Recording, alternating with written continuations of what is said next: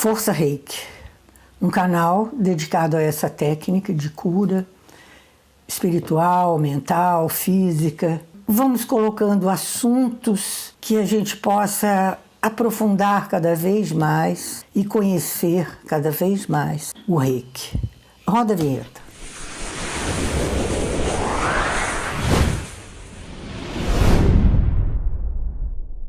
Nesse canal Força Reiki, já falamos da Madame Blavatsky, que foi essa grande médium, essa grande figura que trouxe a sabedoria do Oriente para cá, para o Ocidente. E em seguida falamos da Fraternidade Branca Universal, que são 7 raios e que protegem, orientam e dão uma certa cobertura ao Reiki.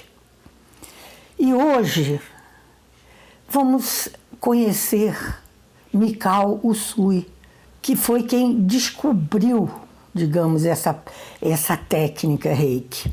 Porque o Reiki já existia antes do Mikao. O Mikao é de 1865, 15 de agosto de 1865 que ele nasceu, morreu em 1926.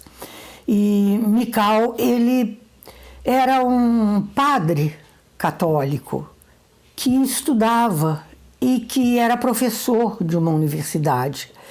Isso que eu estou falando para vocês são assuntos que vão passando de um para o outro, que a gente não tem registro e que a gente não pode saber se é absolutamente certo.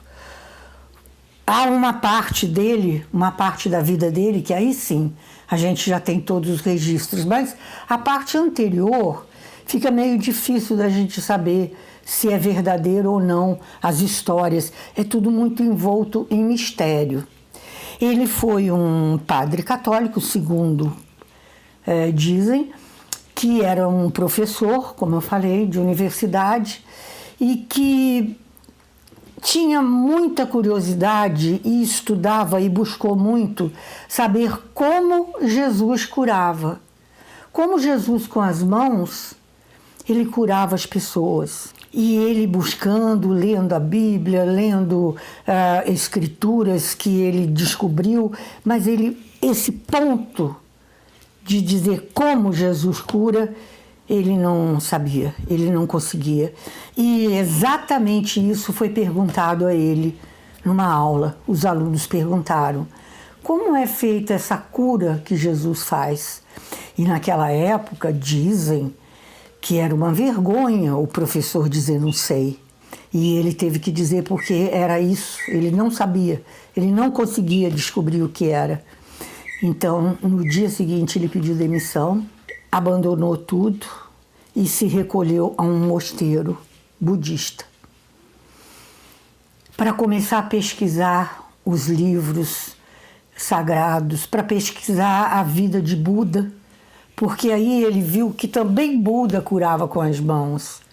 Então já eram 2 que conheciam essa técnica. Então ele começou a ler esses manuscritos antigos que ele encontrou no mosteiro e descobriu nesses 4 símbolos de 2.500 anos atrás, e esses 4 símbolos ele viu que acionavam uma energia que ele ainda não sabia explicar qual era.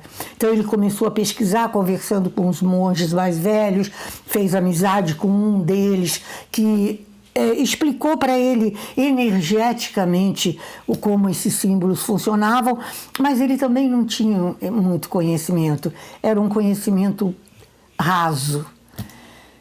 Então Mikao Usui resolveu fazer um jejum e uma peregrinação, porque aí ele poderia, nesse Monte Kurama, ele poderia começar a descobrir e ter essa iluminação de como esses símbolos poderiam trazer a cura.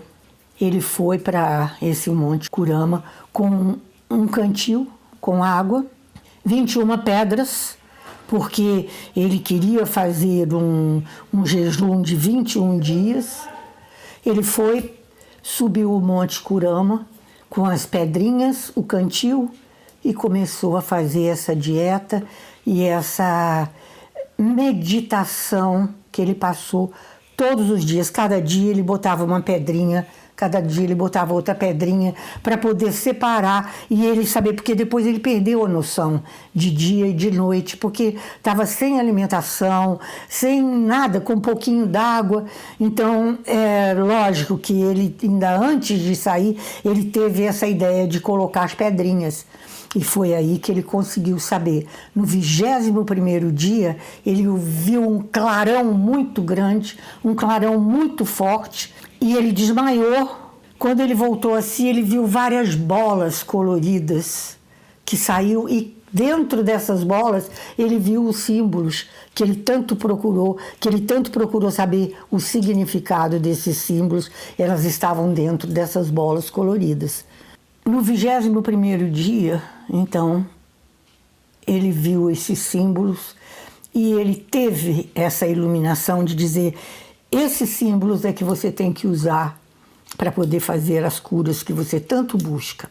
Ele ficou feliz demais, imagine 21 dias sem comer, em jejum, mas ele desceu correndo um monte, levou um tombo, tropeçou, e aí machucou muito o dedo do pé, aquela dor sangrando. Ele colocou a mão em cima, o sangue parou e a dor passou. E aí ele disse: pronto, descobri o que eu queria, descobri que é isso. Então essa iluminação que eu tive foi isso. E aí ele desceu, parou numa estalagem para comer alguma coisa. E aí tinha uma menina com dor de dente, ele colocou a mão no rosto da menina, a dor passou.